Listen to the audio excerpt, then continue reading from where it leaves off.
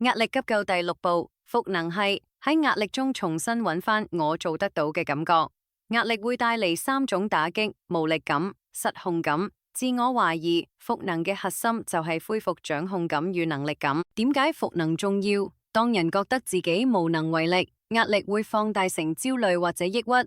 當人重新感到我仍然有能力，壓力就會下降。呢個同自我效能感有關。復能嘅3個方法：一、從小成功開始，唔好問我點樣解決全部問題，要問我而家能夠完成邊一小步。例如回一封電郵、整理一頁資料、打一個電話。成功就係重新建立信心。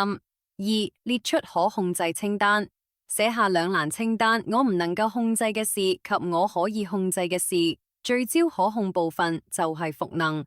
3、喚醒過去成功經驗，問自己：我以前亦都遇過困難咩？我當時點樣走過嚟？提醒自己，我唔係第一次面對挑戰。提醒、察覺俾你知道壓力存在，協助俾你不孤單，保障俾你不崩潰，安撫俾你冷靜，連結俾你有支持，復能俾你重新企起身。真正嘅力量唔係喺壓力中完美，而係喺壓力之後仍然能夠一步一步重建自己。